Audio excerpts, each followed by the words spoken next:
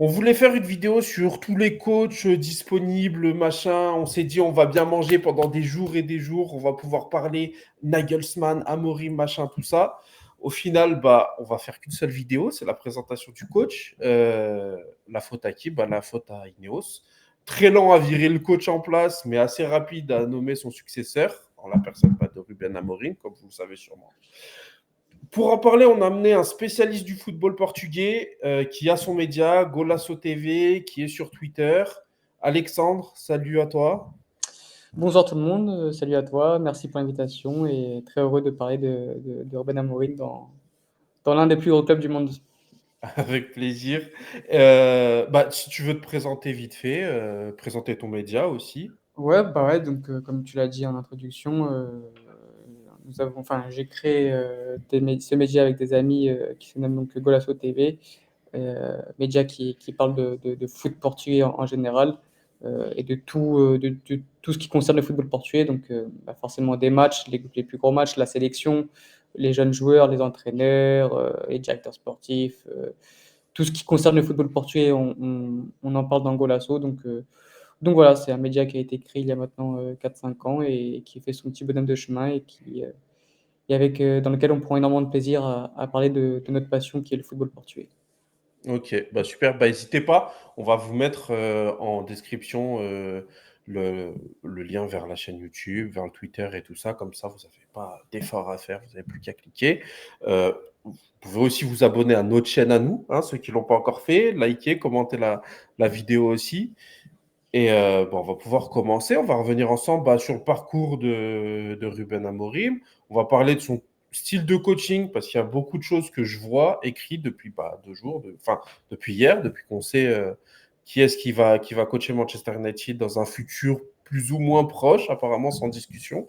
Et on va finir par entendre l'avis clair d'Alexandre sur cette nomination. Donc voilà, la présentation de Ruben Amorim, c'est parti juste après le jingle.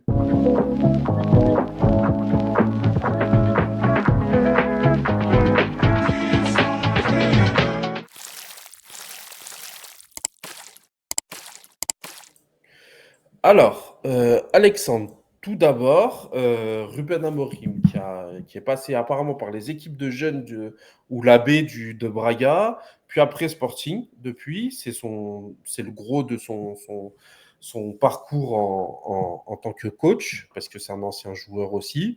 Qu'est-ce que tu peux me dire sur son parcours, comment il est arrivé au Sporting? Apparemment, le club avait plus gagné depuis les années 2000, le championnat. Qu'est-ce qu'il a mis en place pour que son club puisse réussir ça. Enfin voilà, parle-moi un peu du parcours de. De Ruben Amorim. Ça a commencé même en 2018 à Casa Pia, donc Ok. club qui était à l'époque en 4e division portugaise. Il a fait pas beaucoup de temps là-bas. Il a fait pas beaucoup de temps là-bas tellement il avait déjà un peu révolutionné un peu le monde amateur du football portugais. Ensuite, il a été très vite, en quelque sorte, acheté ou pris par Braga pour entraîner leur équipe B. Là aussi, il met pas beaucoup de temps avant de monter en A. Il fait seulement 11 matchs avec l'équipe B de Braga, donc l'équipe B de Braga qui était en 3e division du Portugal. Donc voilà, il fait 11 matchs, il fait de très belles performances, avec notamment, je crois que c'est 8 victoires en 11 matchs, avec du très beau jeu, avec vraiment, encore une fois, une vraie patte qui est apposée rapidement.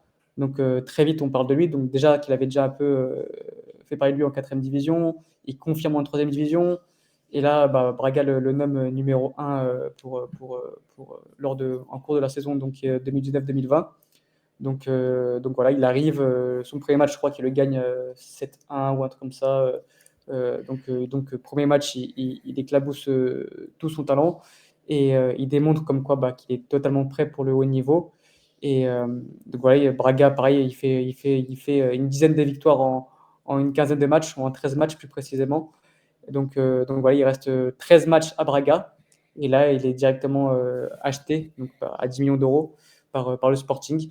Et donc voilà, c'est-à-dire qu'avant d'arriver au Sporting, il avait déjà quand même eu des courtes périodes, que ce soit à Casapi, où il avait fait je ne sais plus combien de matchs, pas beaucoup. Mais voilà, il avait fait 11 matchs avec l'équipe B de Braga. Ensuite, il fait 13 matchs avec l'équipe A de Braga. Et là, il atterrit directement au Sporting. Ça fait qu'en même pas 30 matchs, il passe de la 4e division à la première division portugaise, et pas n'importe quel club, qui est quand même l'un des plus grands clubs du Portugal, qui est le Sporting. Et en plus, le Sporting débourse quand même 10 millions d'euros pour l'avoir dans ses rangs. Donc forcément, ça fait parler vite. Ça fait parler parce que c'est une météorite, en fait. On n'avait jamais vu ça au Portugal, à part même José Mourinho n'avait pas eu une ascension aussi fulgurante. Et du coup, ça fait que tout le monde parle de Ruben Amorim comme le Mbappé des entraîneurs, où voilà, le type, il a 32 ans, il est déjà en première division, il a quasiment aucune défaite, il fait que gagner par des scores fleuves. Donc voilà, il fait très vite l'unanimité au sein du football portugais. Il arrive au Sporting, donc il arrive en janvier 2020. Donc il termine la saison de façon assez moyenne, mais c'était plus en quelque sorte pour préparer la saison d'après. Il arrive. Juste sur son arrivée, j'ai vu des trucs comme quoi il fait pas l'unanimité à son arrivée, le fait d'avoir payé 10 millions, le fait que ce soit aussi un supporter de Benfica déclaré aussi, apparemment, il fait pas l'unanimité à son arrivée C'est ça. au club. C'est ça, en fait, on sait tous qu'il a du talent. Comme je viens de dire, à Braga, il a fait de l'excellent travail, que ce soit en équipe B ou en équipe A.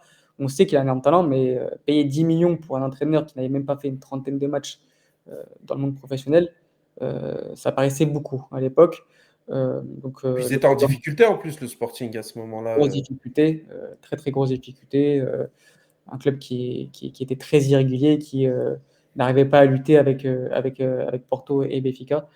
Donc voilà, ils prennent le risque de l'acheter 10 millions. C'est même un coup de poker de la part du président du Sporting, parce qu'en quelque sorte, si ça ne sera pas marché avec Ruben Amorim, bah, il serait fait virer. Enfin, les sociaux seraient votés pour quelqu'un d'autre lors des élections présidentielles.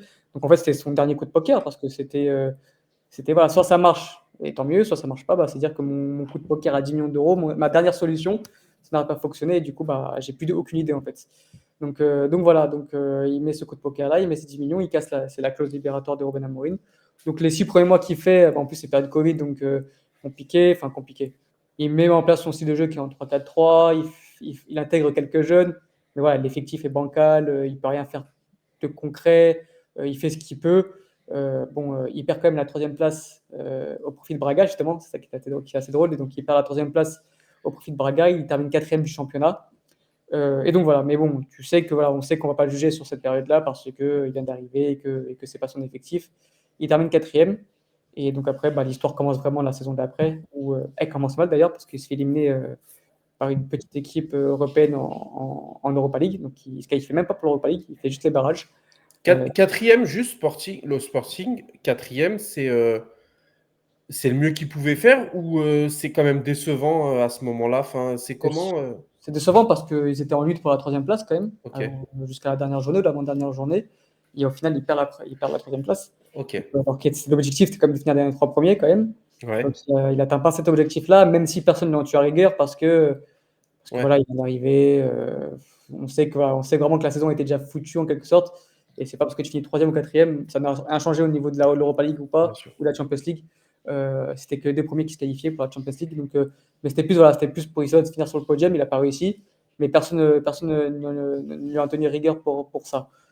C'est plus la saison d'après où elle démarre très mal. Tu démarres par une élimination en Europa League. Donc, tu ne joueras pas de Coupe d'Europe au cours de la saison. Mais bon, voilà, il termine champion lors de sa première saison complète avec le Sporting. Donc, chose qui n'avait plus été réalisée depuis 20 ans du coup, de ce club-là. Et à partir de là, bah, c'est limite c'est une idole pour tout le monde parce que voilà, il a gagné le premier titre depuis tant attendu, même si dans le jeu, c'était pas flamboyant. Au contraire, il y a eu beaucoup, beaucoup de victoires à l'arraché à la dernière minute sur une tête de Coates qui montait et qui était excellent de la tête. Donc la première saison, en termes de contenu, c'était pas la meilleure de Ruben Amorim. Mais il termine champion. C'est ce que le club voulait, c'est ce que les supporters voulaient. Avec un effectif quand même assez limité, bien moins compétent que le FC Porto ou Benfica. Donc voilà, la surprise générale un peu, il termine champion lors de sa première saison. Et donc à partir de là, ça n'a fait que progresser en quelque sorte. Deuxième saison, il termine deuxième. Il pratique un bien meilleur jeu. Il fait juste face à un Benfica ou un Porto qui était beaucoup trop fort. Un Porto qui était beaucoup trop fort. Mais voilà, il lutte jusqu'à la fin pour le titre. La 3e saison, c'est peut-être sa plus mauvaise saison. C'est même sa plus mauvaise saison parce qu'il termine 4e. Mais ça, c'est pas que de sa faute parce qu'il perd Matheus Nunes, qui était son meilleur joueur la saison d'après. Lors du dernier jour de mercato, il n'a pas été remplacé. Donc, tu perds ton meilleur élément comme ça, c'est compliqué ensuite de rebondir. Mais voilà, il termine quatrième, donc très mauvaise saison de sa part. Et ensuite, l'année d'après, l'année dernière, je pense que là, c'était la meilleure équipe possible qu'il pouvait avoir. L'une des meilleures équipes qu'on a vues au Portugal, où il termine champion avec un Gyökeres qui est phénoménal parce que c'était vraiment la pièce manquante de son Sporting. Quand il termine quatrième, justement, il n'a pas cet attaquant qui lui marque les buts. Dans le contenu, c'est bon, il y a des bonnes choses, surtout sur la deuxième partie de saison. On voit vraiment qu'il y a des bonnes choses, mais il n'y a personne pour remarquer les buts, tout simplement. Il fait venir Gyökeres. Gyökeres, c'est cet attaquant qu'il voulait tant et qui lui permet de pratiquer le jeu qu'il veut mettre en place depuis tant d'années. Parce que voilà, quand il est arrivé, il a fait ce qu'il pouvait, mais tu voyais qu'il n'arrivait pas à mettre en place le même jeu qu'il avait mis à Braga, par exemple. Donc ça a mis du temps, ça a mis 3-4 ans pour au final avoir le résultat et les contenus. Et l'année dernière, c'était juste exceptionnel. C'était juste exceptionnel ce qu'on a vu du côté de Sporting. C'est vraiment la meilleure équipe du Portugal. Et cette année, c'était parti pour faire pareil, même encore mieux. Je pense que cette année, l'équipe du Sporting est encore meilleure que la saison dernière. Parce que cette fois, tu as un effectif encore plus conséquent. Tu as Gyökeres qui est sur sa deuxième saison. Tu as Giovanni Kenda qui a explosé. Donc voilà, tu avais tout pour faire le doublé, pour gagner 2 fois de suite le championnat, chose qui n'avait pas été faite depuis 70 ans avec le Sporting. Donc voilà, pour parler un peu de Ruben Amorim et de son parcours depuis 6-7 ans. Ok. Super, c'est très complet. Du coup, il arrive au Sporting. Il met quoi en place? Enfin, même peut-être à Braga. Qu'est-ce qu'il met en place? Qu'est-ce qui fait que cette équipe change du tout au tout? Est-ce qu'il y a une révolution qui est en place et lui, il en fait partie? Est-ce que c'est vraiment lui qui révolutionne tout? À quel point est-ce qu'il a changé les choses au Sporting pour qu'il passe de quatrième, du coup, à champion en gros qu'il intègre vraiment ce trio, ce duo avec Benfica, Porto, et le transformant de fait en trio dans les meilleures équipes du Portugal du moment. Là. Donc ça fait quoi? Ça fait 3-4 ans du coup qu'il est dans la discussion. Donc qu'est-ce qu'il met vraiment en place? Qu'est-ce qui fait que ça change à ce point-là? Déjà, sa communication. Il y a une communication tellement fluide, tellement transparente et tellement bonne. Moi, j'ai jamais vu un communicant pareil. Toujours avec le sourire, toujours avec une petite blague, toujours le bon mot. Enfin, c'est vraiment, il est exceptionnel là-dessus, vraiment. Alors, je sais pas comment ça sera en Angleterre parce que je sais pas s'il parle la langue. En plus, l'Angleterre, c'est pas le Portugal. Les médias sont pas pareils. Ce sera pas son pays.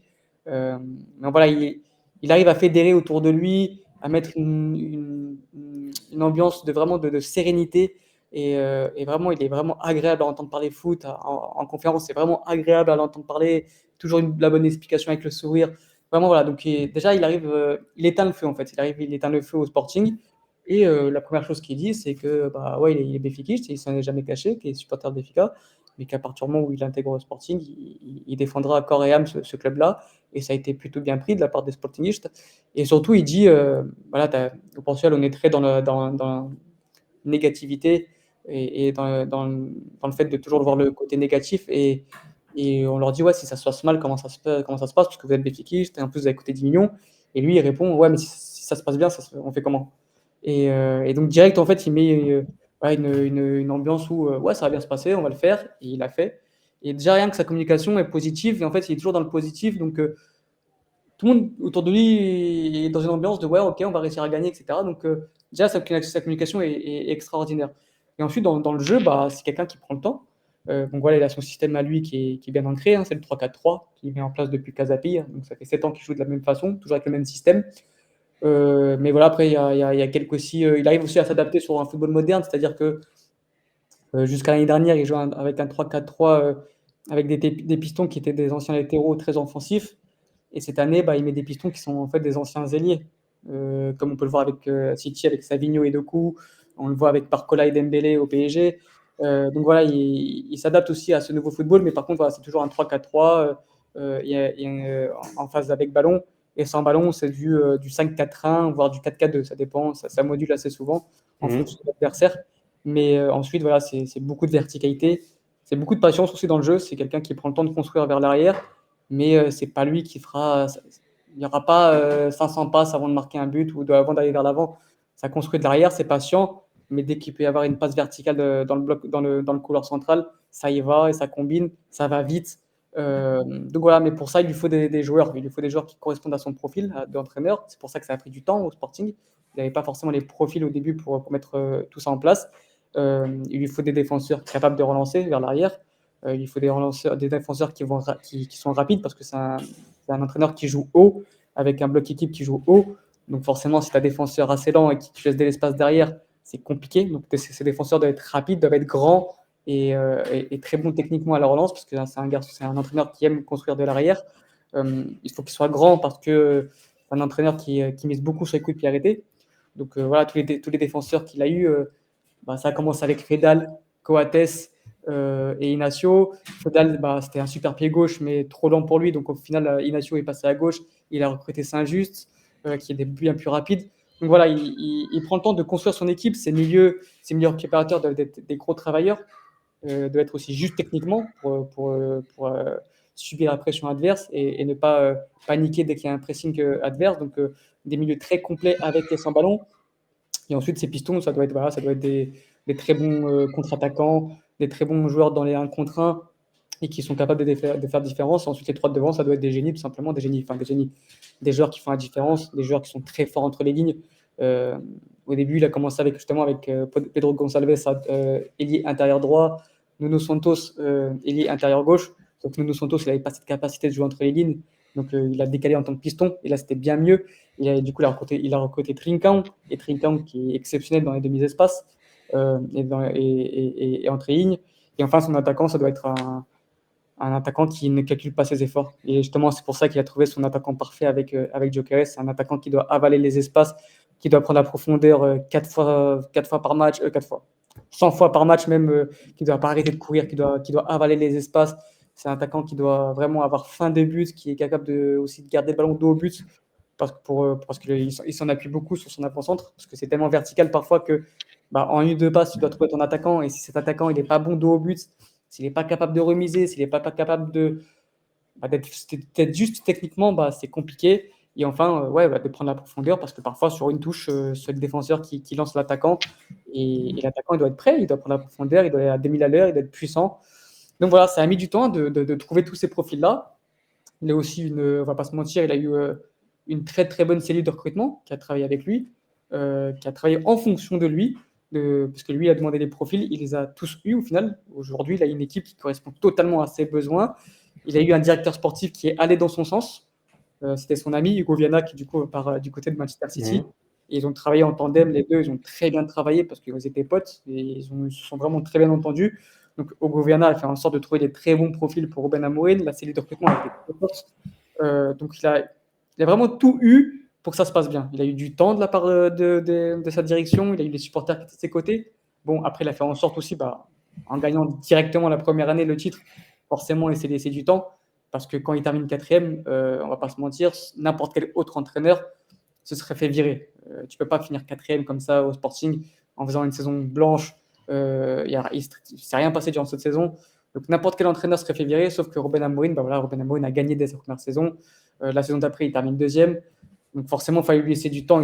Et au final, ils ont eu raison parce que l'année d'après, il termine champion, encore une fois. Donc voilà, il a eu un contexte idéal pour lui. Vraiment, encore une fois, je répète, un président qui l'a acheté 10 millions en plus, donc forcément, tu n'allais pas le virer directement. Directeur sportif qui était son pote et qui savait comment travailler avec lui. Une cellule de recrutement très très compétente qui lui a donné tous les joueurs pour réussir. Et enfin, lui aussi est très compétent et très très bon communicant. Donc tous ces ingrédients ont fait en sorte que il est passé de la 4e place quand il arrive à l'une des meilleures équipes de l'histoire du Portugal. Aujourd'hui, le Sporting, en termes de jeu, c'est ce qui se fait de mieux en Europe. Donc voilà, c'est comme ça. C'est tous ces ingrédients qui ont fait qu'aujourd'hui, c'est l'un des meilleurs coachs au monde. Ok.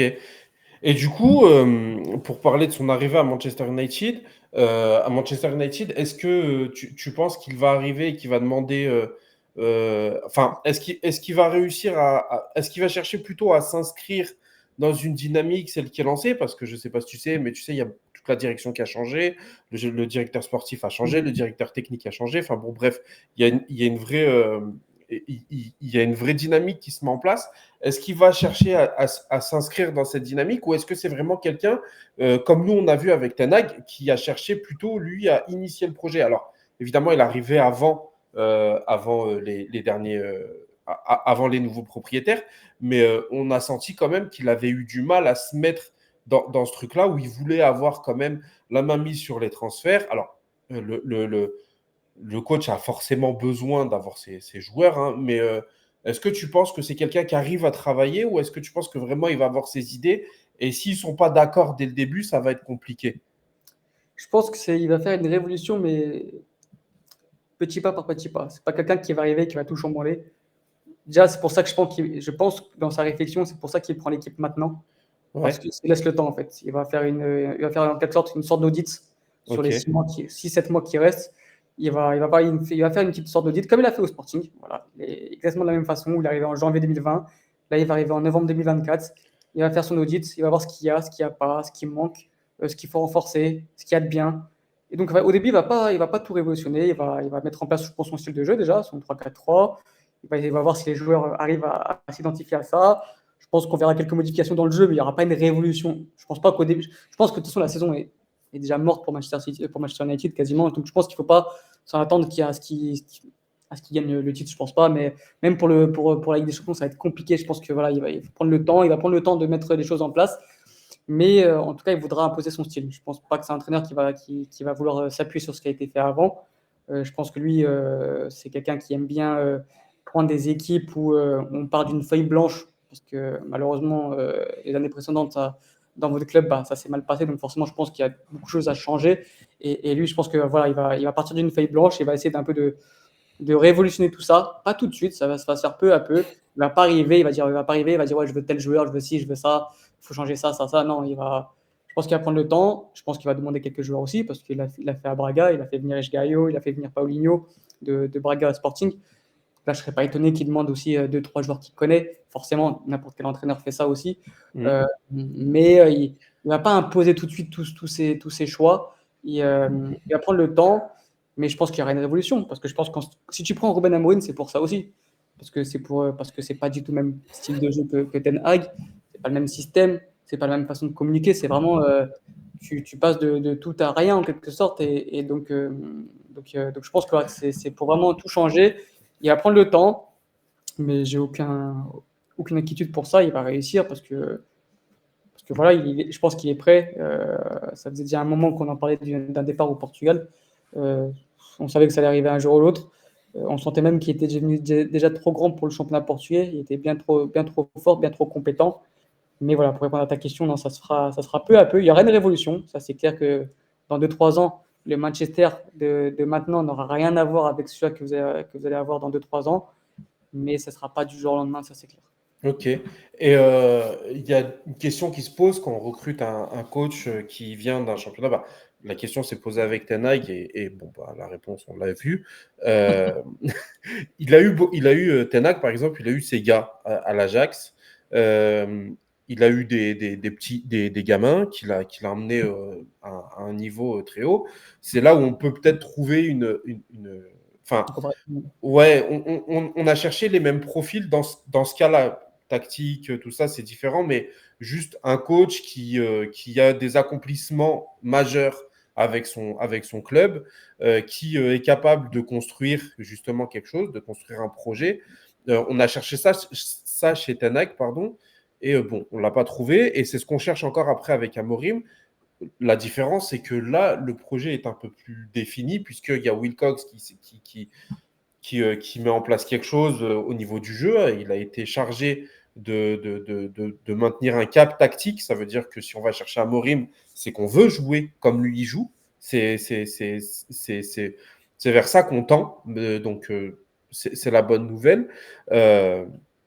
Par contre, là, moi, où j'ai des questions, c'est sur. Là, on a vu une info qui est sortie aujourd'hui. Ten Hag s'est retrouvé à faire avec des entreprises. Il s'est rendu compte que quand tu parles à Marcus Rashford, tu ne parles pas juste à Marcus Rashford, tu parles à tout son entourage, son agent et tout ça. Est-ce que tu penses que Amorim est capable de gérer ça? Parce qu'il va falloir qu'il se mouille la nuque, parce qu'il a quand même une équipe assez jeune. J'ai regardé Sporting, bah, tu as beaucoup de joueurs qui ont entre 20 et 23 ans. Il a même Mikwenda qui a 17 ans, je crois. C'est ça. Donc voilà, c'est vraiment des très jeunes joueurs qui doivent le regarder avec des étoiles dans les yeux, avec tout ce qu'il a fait en plus. Il n'aura pas ça. Là, il a vraiment tout à prouver. Est-ce que tu penses qu'il a les épaules pour gérer ça? C'est une bonne question parce que je ne sais pas trop y répondre parce qu'il n'a pas vraiment eu de star en quelque sorte sportif à part Mathieu, à part Jérémy Mathieu, avec qui ça s'est bien passé, mais qui n'a pas hésité à écarter quand Jérémy Mathieu s'est écarté un peu du chemin tout seul. Donc c'est là où il m'a montré comme qu'il avait un certain caractère. Pareil avec Slimani. Slimani qui était très très apprécié du côté des supporters du Sporting, il n'a pas hésité à le écarter quand Slimani ne faisait pas les efforts. Donc après voilà, c'est autre chose d'entraîner Slimani et, euh, et Jérémy Mathieu que d'entraîner Rashford, Bruno Fernandes, etc. Donc voilà, maintenant il n'y a pas, enfin, il y a pas d'immense star non plus à United. Non, bien sûr. Donc je Mais il pense y a qu'il va des immenses égaux, tu vois. C'est effectivement là ces où. deux-là. Après, je pense qu'au niveau des égos, c'est un entraîneur qui est tellement proche des joueurs, parce que c'est un ancien joueur en fait qui a arrêté sa Hmm. carrière il y a pas longtemps, il y a une dizaine d'années, euh, Ouais. qui connaît parfaitement les vestiaires, et puis il y a une communication tellement fluide, tellement transparente que en fait, tu es obligé d'être de son côté. Je pense que voilà, il sera pote en quelque sorte avec les joueurs quand il faudra être pote, mais ça sera leur entraîneur quand il faudra entraîner. Et Ok. ça a été le cas pendant 4 années au Sporting. Il n'y a aucun joueur qui peut mal parler de Ruben Amorim aujourd'hui. Enfin, il y en a, ça fait 5 ans qu'il est au Sporting. Il a fait, il a fait 6 mois à Braga et j'ai entendu zéro critique sur cet entraîneur. Parce que voilà, il est vraiment très très proche de ses joueurs. Je pense qu'il doit avoir une bonne communication avec eux. Par contre, voilà, quand il faut travailler, il faut travailler. Si tu n'es pas dans le bon chemin, je vais t'écarter, mais ce sera toujours dans le but de gagner en fait.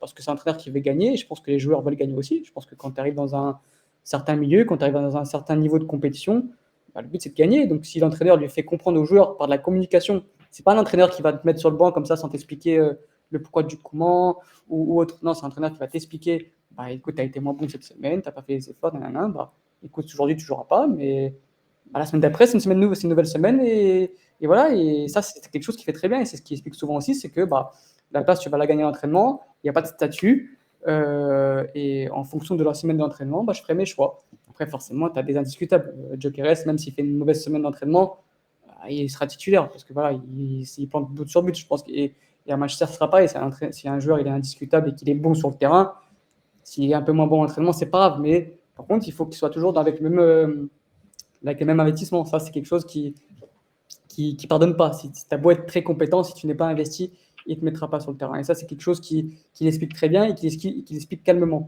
C'est pas un entraîneur qui est frontal avec ses joueurs, un entraîneur qui est dans la communication, qui est positif, qui est dans l'amitié. Par contre, voilà, il va tout te donner. Par contre, si tu ne donnes pas la même chose sur le terrain, ça peut être compliqué. Mais je pense que ça peut marcher. Je pense qu'il a pris le temps en plus. Voilà, il aurait pu partir au bout de 2 ans du Portugal. Il avait déjà des sollicitations pour partir à Leipzig ou autre.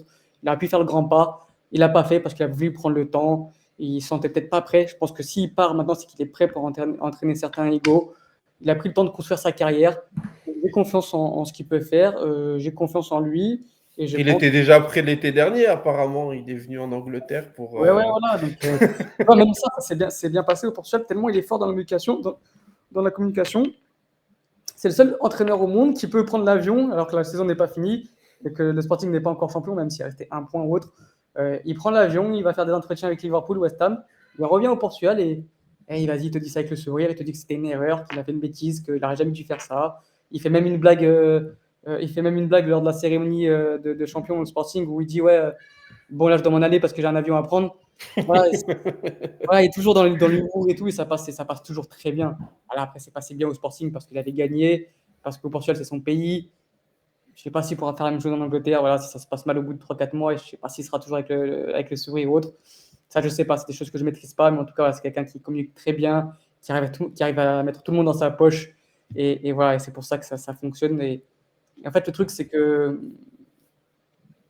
je ne sais pas encore comment ça peut se passer si vraiment ça se passe mal au sein que ce soit au niveau des médias, des joueurs, de la direction. Parce que même quand ça s'est mal passé au niveau des résultats, quand il a fini quatrième au bout de la troisième saison, qui fait, au final, les joueurs ils sont avec lui, le directeur sportif il est avec lui parce que c'est son ami, le président il a mis 10 millions, donc il ne va pas le virer, et en plus il a été champion, donc il est avec lui. Donc en fait, on n'a encore jamais vu un Ruben Amorim qui est totalement dos au mur où ça se passe mal avec les joueurs, il n'y a pas de résultats, la direction, il commence à avoir une pression. Donc là, à partir de là, je ne sais pas comment il peut réagir. Alors, en vrai, il y a aucun coach qui arrive à renverser une situation aussi pourrie non plus, tu vois? Enfin, il te Ouais. faut un minimum, soit, ta direction qui te soutient, soit les joueurs bah, on l'a vu avec Ten Hag, tu vois? On voulait rester avec lui, enfin, pas nous, mais la direction voulait rester avec lui. Il s'est dit: «On croit en lui, on lui donne un peu de chance» parce que, bah, il a une nouvelle direction et qu'on veut voir comment ça se passe dans une nouvelle structure. Au final, ça se passe très, très mal et la direction a été obligée de le lâcher. Donc, en soi, on ne peut pas lui demander non plus de réussir à renverser la vapeur si les joueurs le lâchent, si les journaux sont contre lui, si, enfin Surtout voilà. quand en plus, bah, là, les supporters viennent d'avoir 3 ans de Ten Hag. Euh, donc, je pense qu'ils seront aussi un côté impatient, parce que je pense que les supporters veulent aussi des résultats tout de suite, ce qui est logique après 3 ans de mauvais résultats, même s'il y a eu des coups entre-temps. Mais, mais ce qui est bien aussi, c'est que du coup, là, je pense que la direction s'est montrée patiente avec Ten Hag et c'est ce qui fait que lui vient chez vous, en fait. Parce que je pense qu'il a vu comme quoi il aura du temps, je pense, pour travailler, que la direction, Bien bah, sûr. elle a vraiment laissé du temps à Ten Hag, donc il n'y a aucune raison qu'elle laisse pas de temps à Ruben Amorim. Et Mais il a bien au moins 1 an et demi avant qu'on commence à lui demander vraiment quelque chose de concret, tu vois. Là, il a ces 7 mois où on va même pas, enfin, on va pas le calcul, enfin, il fait ce qu'il Mm. veut. Après, derrière, alors s'il attrape un top 4, c'est incroyable. Ouais. Mais s'il l'attrape pas, c'est même pas grave. Mm. Après, il a encore une année où on va se dire c'est sa première année Exact. complète. Donc, c'est pareil, on va peut-être lui demander un top 4, mais pas non plus des miracles. C'est ça. Euh, c'est vraiment dans plus d'1 an et demi qu'on va vraiment attendre à ce qu'on ressemble à une vraie bonne équipe de Première Ligue. Et encore, ça ne veut même pas dire gagner le titre, hein, C'est parce qu'on ça, sait c'est à ça. quel point City est devant, à quel point Liverpool est devant, à quel point Arsenal, bon, c'est pas trop où ils sont aujourd'hui, parce que leur saison est pas, leur début de saison n'est pas incroyable, mais en soi, leur projet est bien plus abouti que le nôtre. Donc vraiment, il a vraiment le temps. Et puis les supporters de Manchester United, ils étaient en train d'applaudir le coach il y a encore 2 semaines, quoi. Après Mm. une 8e place, qui est le pire résultat de l'ère Première Ligue. Après, alors qu'il était 16e, il se faisait quand même applaudir. Alors, il aura toujours les supporters avec lui, ça, c'est pas un problème. Ouais. La direction, ça devrait aller tant que les supporters, ça va. Les joueurs, c'est vraiment le point le plus difficile dans le club, quoi. Ouais, Parce franchement, qu'il y a vraiment les des joueurs, égros fous pour le peu de enfin, le talent, j'abuse à parler de talent, mais pour le peu de rendement qu'il donne, il y a vraiment des égos de malade et c'est vraiment ça le plus difficile, je pense, à, je pense à que gérer. je pense que je suis pas inquiet sur ça. Honnêtement, c'est la partie où peut-être je suis moins inquiet parce que, Ouais. encore une fois, il est tellement proche des joueurs, il est tellement bon communicant que Mmh. je pense qu'il va réussir à se mettre les joueurs dans sa poche. Et s'il ne réussit pas, bah, je me serais trompé et ça prouvera qu'il n'était pas prêt ou juste que le vestiaire de United est ingérable, ce qui est possible aussi. Hein. C'est pas du tout C'est pas que la faute de l'entraîneur. Hein. L'entraîneur, parfois, c'est juste c'est des vestiaires qui c'est sont. pas la théorie la plus délirante, hein. Et je pense que face aux joueurs, parce que déjà Ten Hag c'était le cas, face aux joueurs, il aura le crédit des supporters et peut-être de la direction. Donc peut-être qu'on va lui autoriser à virer tout le monde et à C'est ce que changer j'allais dire. l'équipe aussi, tu vois. C'est ce que j'allais dire. Je pense que si demain il arrive, c'est pour ça qu'il va faire son audit de 7 mois, s'il voit qu'il y a un joueur qui a un trop gros ego, qui n'est pas du tout dans le collectif, je pense qu'il n'hésitera pas à le virer. Et je pense que c'est pour ça qu'il prend l'équipe aussi en main maintenant. Il quitte un confort où Mmh. il est au Portugal, il est chez lui, il y a la meilleure équipe possible qu'il a jamais eue. Il a 7 mois de faire un truc historique. S'il prend ce risque de partir du confort pour aller dans un inconfort, c'est qu'il a eu forcément comment dire, j'ai pas le mot, Des garanties. des garanties, voilà, des garanties de la part de la direction tu vas faire, ok, t'as main mise sur le groupe. S'il y a lui ou tel qui te plaise pas, on les dégage. Bon, le recrutement, je pense que ça sera fait avec le directeur sportif. Je pense pas que Robin Amorim, c'est pas quelqu'un qui demande tel ou tel joueur absolument, etc. Il en a fait pour 2 au Sporting sur je sais pas combien. Il a demandé Gaio et Poligno, mais rien d'autre. Donc voilà, je pense que pour le recrutement, il est prêt à travailler avec sa direction. Par contre, voilà, s'il y a un joueur qui lui plaît pas, s'il y a un joueur qui correspond pas à son style de jeu ou bien qui n'est pas bon dans l'investissement, je pense qu'il voilà, il demandera à ce qu'il parte. Et je pense que la direction le suivra. Non, je ne prends pas Ruben Amorim et lui, je pense qu'il prendra pas risque de partir du Sporting pour aller à Manchester dans ce contexte-là. Donc voilà, je pense qu'il a dit en plus lui-même qu'il était dans le meilleur des contextes parce que bah, il est dans un club qui lui dit rien du tout. Il peut même enchaîner 3-4 défaites de suite. C'est pas grave. Il peut faire une 4e place. C'est pas grave. Il a les joueurs qu'il veut. Donc voilà, il avait dit il a dit hier encore qu'il est dans le meilleur des contextes et que c'est peut-être le seul club où il aura autant de temps et autant de pouvoir et de faire ce qu'il veut tout simplement. Donc je pense que vraiment s'il part à Manchester, c'est qu'il y a eu des garanties, c'est qu'on va lui laisser le temps, c'est qu'il pourra faire un peu ce qu'il veut. Par contre, voilà, il ne pourra pas faire ce qu'il veut pendant 3 ans. Il faudra qu'au bout d'un moment, il y ait des résultats. Parce C'est que ça. s'il a pu faire ce qu'il veut au Sporting, c'est parce qu'il y a des résultats immédiats. Mhm. Donc voilà, je pense que c'est le bon fit entre les deux. Je pense Mhm. que Robben Amorim avait besoin de ce club parce qu'il avait besoin de quitter le championnat portugais. Parce qu'encore une fois, il ne progressait plus. En fait, c'était trop facile pour lui. Et tu voyais même quand il Ligue des Champions, à part cette année où ça marche plutôt bien, mais l'année dernière, en Coupe d'Europe, en Europa League, et l'année d'avant en Ligue des Champions, je sentais quand même que c'était un peu plus compliqué pour lui parce qu'il était, voilà, il était challengé par les autres entraîneurs tactiquement, parce qu'au Portugal, c'est trop facile. Donc, il avait besoin de passer ce cap. Il arrive dans un des plus grands clubs du monde, l'un des plus grands clubs anglais, si ce n'est le plus grand club anglais, mais qui est en crise en fait, Mhm. qui brûle de partout. Au final, il aura zéro pression parce que si ça gagne, bah, tout le monde va l'applaudir et ils vont dire bah, c'est un top coach, bah, voilà, il a réussi à faire gagner Manchester, il les a remis debout. Et si ça perd, on dira juste bah, comme tous les autres en fait. Donc au final, pour lui, il y a tout à gagner. Pour Manchester, bah, il y a tout à gagner aussi, du sens où bah, ça n'a pas marché, ça a pas marché avec Ten Hag. Bah, là, on prend un coach un peu plus jeune, mais aussi, comment dire, même si, comme tu l'as dit, tu as fait le bon comparatif, le bon parallèle où c'est Ajax, Sporting, c'est pas forcément des top clubs, etc. Donc il y a peu de références. Mais là, tu prends un entraîneur quand même qui est bien plus communicant avec les joueurs, etc. Donc au final, tu as compris tes erreurs, donc il y a tout pour que ça aille vers l'avant maintenant. Donc je pense que les bons fits, que les deux clubs, les deux se sont bien trouvés. Et j'espère que ça va marcher maintenant. Ok. Et j'ai deux petites questions pour finir. La première, je te les envoie d'un coup comme ça. La première, c'est comment c'est vu au Portugal? C'est le fait qu'ils partent comme ça en pleine saison. Est-ce que le crédit qu'il fait avant et puis ce qui s'est passé cet été, on se dit bon bah de toute façon c'était assez clair qu'il allait partir en fin de saison, peut-être pas en milieu de saison, mais enfin, voilà. Comment est-ce que c'est vu le fait qu'ils partent en plein milieu de la saison? Et la deuxième, c'est au niveau au niveau des joueurs, est-ce que c'est vraiment quelqu'un qui fait s'améliorer les joueurs en tant que joueur ou est-ce que c'est juste son système qui fait que ça marche bien? Alors, pour répondre à ta première question, bah, déjà, tu as tous les supporters de Benfica et Porto qui sont contents. Vraiment, je pense que là, c'est leur meilleur jour de leur vie depuis beaucoup, beaucoup d'années. Parce qu'encore une fois, on parle d'un club sporting qui n'avait rien gagné depuis 20 ans. Depuis qu'il est là, ils gagnent simplement. Donc, il y a plus que. Avant, il y avait que deux clubs au Portugal. On parle toujours des trois clubs, mais il y avait vraiment que deux clubs qui gagnaient. Mhm. Maintenant, il y en a vraiment trois. Et je pense que cette année, ils étaient partis pour gagner encore une fois. Et que Mhm. tant que Ruben Amorim aurait été là, ils auraient gagné. Donc là, tu as tous les supporters rivaux des rivaux qui sont contents comme pas possible. Et les supporters du Sporting, ils pleurent. Ils pleurent littéralement. Là, il n'y a pas longtemps, là, j'ai vu un petit papier, Pichette, Ouais, je l'ai vu. Ouais. qui a pleuré. Les supporters, ils sont dépités parce qu'ils savent très bien que c'était lui qui tenait la baraque. En plus, ils Mhm. perdent Hugo Viana aussi l'année prochaine qui part à City. Mais vraiment, Hugo Viana, il était déjà là avant Ruben Amorim et ça se passait mal. Ruben Amorim, il arrive, il gagne tout. Enfin, il gagne tout. Il gagne ce qu'il a gagné au Portugal. Donc c'était vraiment Ruben Amorim, la pièce essentielle de ce club-là. Donc, Surtout que j'ai l'impression que quand tu gagnes au Portugal, donc du coup, tu vends tes joueurs chers.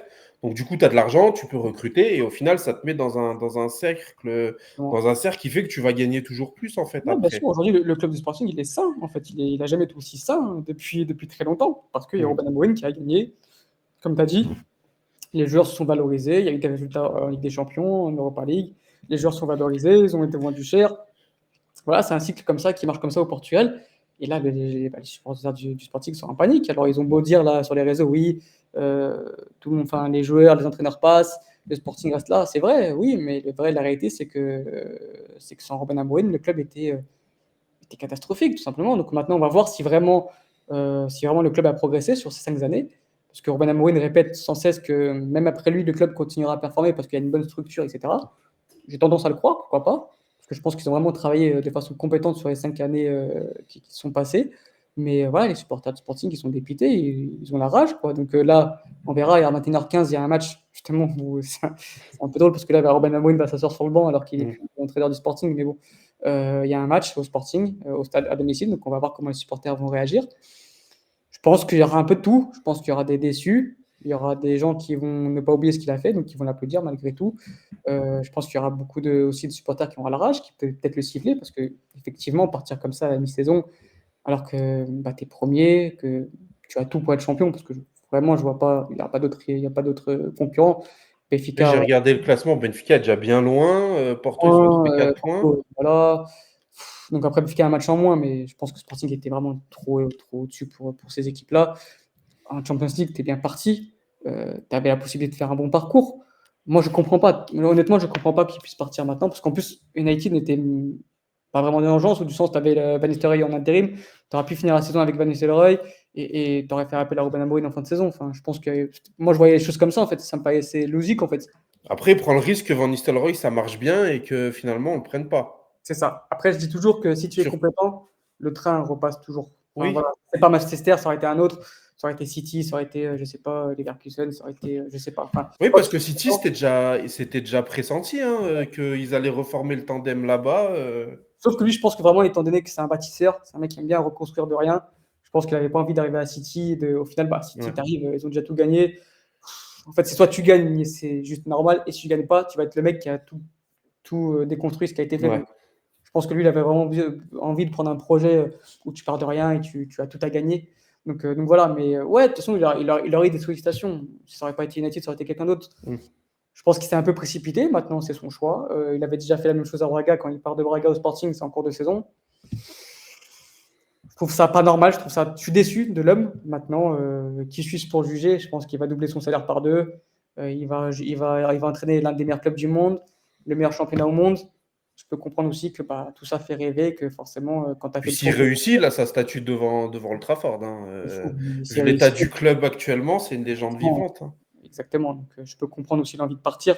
Moi, je ne l'aurais pas fait. Je pense, enfin, je sais même pas ce que j'aurais fait. Quand tu as ton salaire qui est doublé, je ne sais pas ce que j'aurais fait. Mais là, maintenant, par exemple, maintenant, je pense que le mieux aurait été de finir la saison, etc. Il aurait été champion 2 fois, il a repris le club après. Maintenant, c'est son choix. Je peux le comprendre. Comme je comprends tout à fait le sentiment des Sporting qui se sentent totalement trahis par ce choix-là.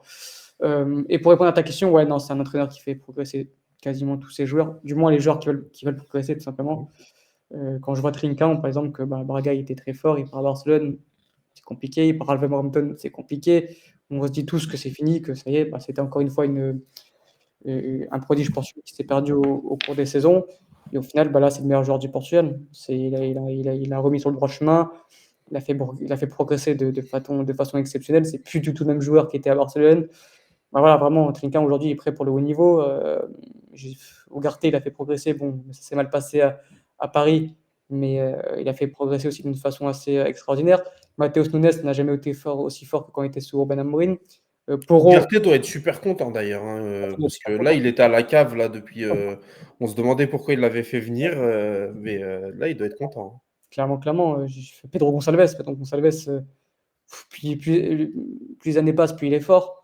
Mm. Donc voilà, c'est un entraîneur qui fait progresser ses joueurs à condition que tu l'écoutes, que tu le comprennes.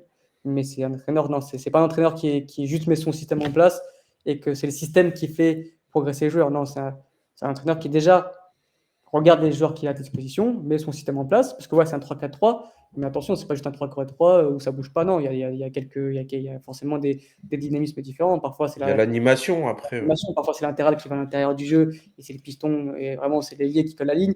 Parfois pas. Quand c'était Gaillot, bah, c'était Gaillot qui, vu qu'il n'était pas un piston vraiment de ligne, c'est lui qui venait à l'intérieur, et c'était Marcus Edwards qui venait un peu sur l'extérieur. Donc voilà, c'est vraiment, il module un peu tout ça, il fait en fonction des profils qu'il a, mais il fait progresser ses joueurs, et c'est grâce à ça qu'ensuite son style de jeu et son idée de jeu progresse et faut que ça devient très agréable à regarder. Donc voilà, non, c'est un entraîneur qui est très compétent. Maintenant, voilà, il y a un cap à passer entre le Portugal et la Première Ligue. Ça, c'est comme tout. Il y a aussi chez les joueurs où ils performent au Portugal, ils arrivent en Première Ligue ou ailleurs et ils n'y arrivent pas parce qu'il y a un niveau d'écart qui est assez grand. Moi, j'ai encore des doutes sur le fait que voilà, quand je vois en Coupe d'Europe les résultats du Sporting, je suis encore assez mitigé. Je suis encore assez. Je reste sur ma faim. Là, ça va bien, mais bon, tu as affronté le PSV, tu as affronté Sturm Graz, et après le dernier, et il y a eu Lille. Tu n'as pas affronté des mastodontes non plus, donc bon, tu as des bons résultats, c'est mieux que les années précédentes. Mais tu vois, au final, quand ils ont affronté l'Atalanta, ils se sont fait manger de A à Z. Donc, Mm. et c'est l'Atalanta, c'est pas City, c'est pas Arsenal. Euh, bon, même s'il a gagné contre Arsenal, mais bon, c'était au Mm. tir au but et c'était un peu un petit hold-up, pardon. Voilà, je reste un peu, je demande à voir comment il va s'adapter à tout ça. Euh, Parce qu'il va falloir s'adapter, parce que la Première Ligue, c'est pas le championnat portugais. Mais en tout cas, ce qui est sûr, c'est qu'au Portugal, il était bien trop fort pour le Portugal. Très compétent. Je pense au niveau du jeu, les premiers mois, ça va pas être exceptionnel, mais je pense qu'en tout cas, sur les mois qui vont suivre, je pense que les supporters de Manchester United vont prendre du plaisir, en tout cas, à regarder leur équipe. Bon, après, de toute façon, c'est la question qui se pose pour, comme tu disais, hein, sur les joueurs aussi. Et c'est la question pour laquelle, tant qu'on n'a pas essayé, on n'a jamais la réponse. C'est ça. Comment est-ce qu'il va s'adapter? Est-ce qu'il va être bien dedans? Est-ce que son jeu est adapté à cette équipe? Enfin, tant qu'on n'aura pas vu, on ne pourra pas savoir. Dans Mourinho, on savait parce que il arrive, il gagne l'Europa League et après il gagne la Champions League. Vous savez que lui, de toute façon, c'était un phénomène et qu'il était prêt pour le haut niveau, donc il arrive à Chelsea, il gagne. Romain Amorim, j'ai encore quelques doutes. Je suis pas encore totalement conquis sur ce qu'il a montré en Europe, sur ses choix de joueurs aussi, parce que ça aussi, souvent en Europa League, surtout, il faisait tourner en Europa League, il faisait tourner. Je me rappelle que contre l'Atalanta, il ne fait pas jouer Mjland, il ne fait pas jouer Gyökeres, qui étaient ses deux meilleurs joueurs. Parce que c'était la priorité au championnat. Il faut absolument gagner le championnat au Portugal. C'est le championnat qui est le plus, comment dire, qui est la priorité. Je sais qu'en première ligue aussi, c'est le championnat qui est en priorité. Mais tu ne pourras pas faire tourner en Champions League parce que tu dois rester compétitif sur tous les championnats quand tu arrives à une équipe. Manchester United joue tous les matchs pour les gagner. Donc voilà, est-ce qu'il va s'adapter à ça aussi? Voilà, je demande à voir. Bah, sa force, c'est que cette année, il a l'Europa League. Et Ouais. il est dans des. En plus de ça, enfin, on a joué les équipes chiantes. Il reste du Bodo Glimt, du Pelzen, je crois. Enfin, il n'y a pas de grosses équipes. Donc, ça, c'est sa chance. C'est qu'en Europe, il va pouvoir normalement faire tourner. Alors, ce qui n'est pas sa chance, c'est qu'on a fait un début de saison catastrophique en Europe. On a fait 3 nuls en 3 matchs. Donc, il n'a pas pris d'avance non plus, malheureusement. Il va falloir qu'il gagne. De quoi? Il va falloir Ouais, qu'il c'est ça. gagne tout de suite. Ouais. Il va falloir qu'il gagne. Et en même temps, c'est pas l'objectif assumé de Manchester United de gagner Mm. l'Europa League. S'il se fait sortir, bon, il ira en 8e de toute façon, mais en 16e, c'est 16e, parce qu'il ne sera Ouais. pas dans les 8, je pense. Mm. Mais s'il va en 16e et qu'il se fait sortir, on va pas l'insulter non plus. Ouais. Donc, il peut faire des choix de compétition cette année, tu vois. Il a aussi ce choix-là de se dire, bon, on va essayer d'aller attraper le top 4 coûte que coûte et on va virer tout le reste. Mm. Enfin, voilà, il verra bien. En tout cas, voilà. Bon, bah, je pense qu'on a été complet, que les personnes qui nous ont écoutés ont une idée beaucoup plus claire de qui est Amorim, même si c'est un coach qui a beaucoup de crédit, donc il y a beaucoup de gens qui le connaissent déjà. C'est perçu comment au sein de votre communauté là, parce que c'est vrai que c'est un entraîneur qui est assez méconnu, hein, qui est au Portugal, et malheureusement, et ça c'est mon combat tous les jours, on sait que tout ce qui arrive du Portugal, c'est un peu sous-estimé et c'est très mal pris. On sait quoi, que c'est pas vraiment valorisé le championnat portugais, ce que je peux comprendre, mais parfois il y a des commentaires qui sont un peu négligents et qui font pas plaisir à lire. Mais voilà, comment c'est pris chez vous le fait de voir un Amorim chez. Nous, il s'est bien pris.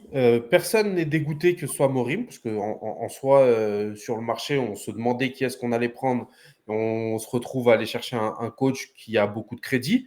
Donc, on va prendre Van Nistelrooy et on a peur que le board aille se balancer sur Xavi ou sur Southgate. Mm. Mais on se retrouve avec un coach qui a des accomplissements, qui a du crédit. Donc, ça a été bien pris.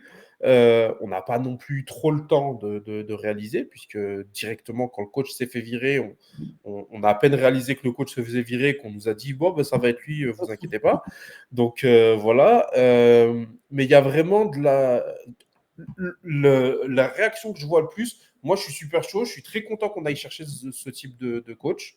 Moi, j'aimais pas trop quand on allait chercher du Van Gaal, du Mourinho, enfin, tu vois, des coachs vraiment en fin de course. Moi, j'aimais bien qu'on aille chercher Ten Hag, même si j'étais à fond pour son départ après.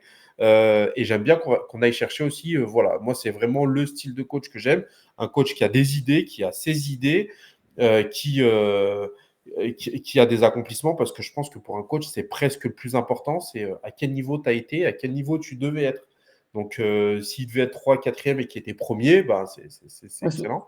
Et surtout, en fait, et c'est ça que je voulais rajouter sur un dernier point, et qui pour moi est très important quand tu regardes un coach, c'est en fait, Ruben Amorim, il a une identité de jeu qui fait que si tu regardes un match et que tu caches le score ou les équipes, tu sais pas, tu sais que c'est une équipe de Ruben Amorim.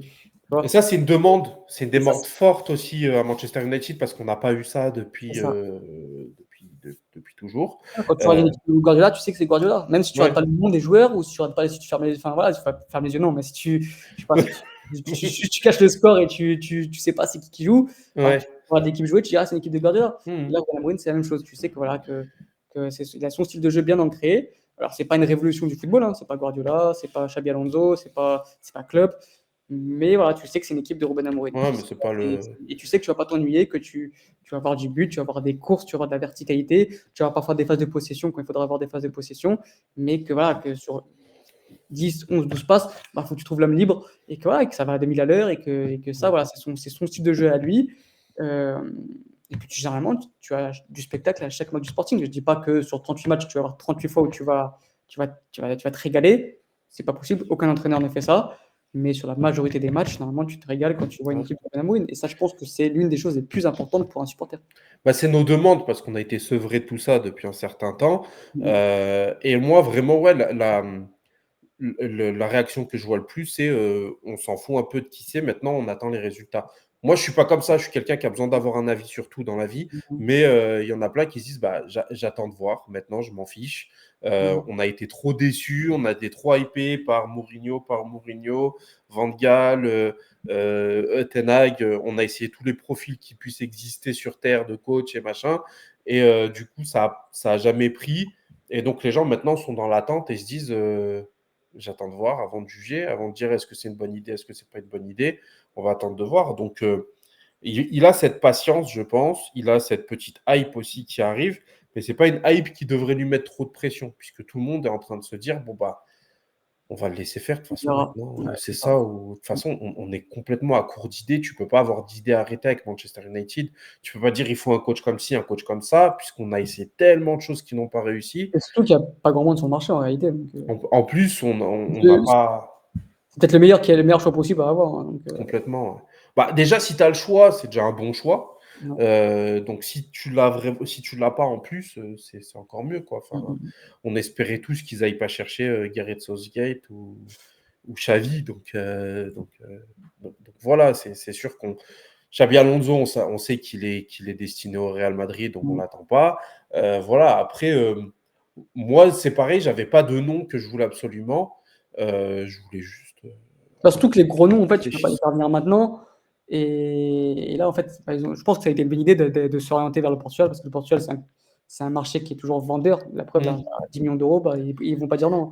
Donc voilà, c'est un pays qui, bah, malheureusement, ne peut pas garder l'entraîneur et les joueurs. Donc ça fait que, forcément, un grand club européen qui cherche un entraîneur ou un joueur, tu te tournes forcément vers ce marché parce que tu sais que tu sais que les négociations ne vont pas être très très compliquées en quelque sorte. Après, le Portugal, c'est vrai qu'on ne sait jamais vraiment à quoi s'attendre. Mhm. Autant tu as des surprises gigantesques comme Bruno Fernandes, Cristiano Ronaldo, autant tu as des joueurs qui sont des giga cracks dans leur pays, qui deviennent des joueurs complètement mid, style Lindelof, tu vois. Ouais. On ne sait jamais vraiment à quoi s'attendre quand on va chercher. Pendant un certain moment, tout le monde disait c'est bon, Portugal, on n'en veut plus, parce que justement, on est allé chercher Rojo, je crois, qui vient de là-bas, on est allé chercher Lindelof. Enfin voilà, on avait, maintenant qu'on a vu qu'il y a des mecs comme Luis Diaz qui arrivent à Liverpool, tout ça, les gens commencent à se dire bon, d'accord, au Portugal, il y a aussi des joueurs de talent qui peuvent réussir en première ligue. Voilà, c'est pas que un truc où les gens vont surperformer là-bas et quand ils arrivent en Mhm. première ligue, ils sont nuls, quoi. Donc, Ouais, donc Bruno voilà. Fernandes, qui est un bel exemple de réussite malgré tout, même si je suis pas fan du joueur. De qui? Bruno Fernandes, Ouais, il y a beaucoup de gens qui sont pas fans, ouais, même dans la fan. fanbase. Moi, c'est un joueur que j'adore, mais il y en a beaucoup qui l'aiment Ouais, pas beaucoup, qui aiment pas sa tendance à perdre beaucoup de ballons et tout ça. exactement, Enfin, c'est ce que je lui reproche aussi. après, nous, le problème, c'est qu'on n'a pas de créateur. C'est pour ça que moi, je l'aime beaucoup. Et je pense que tu as quand même besoin de quelqu'un qui prend des risques sur les passes pour pouvoir créer quelque chose, tu vois. Et en plus, il n'est pas trop aidé par les personnes qu'il a Mhm. autour de lui. On l'a vu ce week-end contre West Ham. Si c'est Guillaume qui reste devant, il a deux passes décisives, hein, Bruno Fernandes. Hein. Donc voilà, on attend de voir, pour Amorim. Et en tout cas, moi, je suis content. Je trouve qu'on a travaillé vite, qu'on a travaillé bien. Donc, Ineos, c'est un bon. On est un peu peur, vu le temps qu'ils avaient mis pour se décider sur le coach. Ils ont raté le coach pour la trêve. Ils auraient pu emmener quelqu'un pour la trêve. Ils ont fait confiance à Ten Hag alors que ça allait vraiment pas et qu'on savait que c'était fini. Donc, Ils avaient perdu un peu de crédit là-dessus. Mais sur cette nomination rapide et bonne nomination, pour moi, ils récupèrent du crédit quand même. Donc, c'est ce qui est cool. Ok, très bien. Donc voilà. Bon, écoutez, ça fait 1 heure presque, donc ça nous fait une belle vidéo bien complète.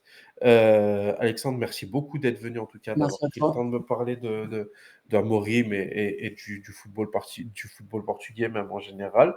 C'est super intéressant. Donc, ben, allez suivre Golasso TV, c'est ça? C'est bien ça. Sur Twitter, c'est pareil ou c'est sur ton perso que Non, tu... j'ai mon perso, mais sur mon perso, il y a le compte Golasso, donc Voilà, pas de donc souci. bon. Et ben, allez suivre Golasso TV de partout, on vous met le lien en description.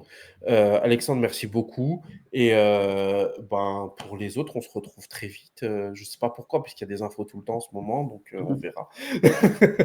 Voilà, merci à tous d'avoir été là. À bientôt. Ciao. Bonne soirée. Ciao, ciao.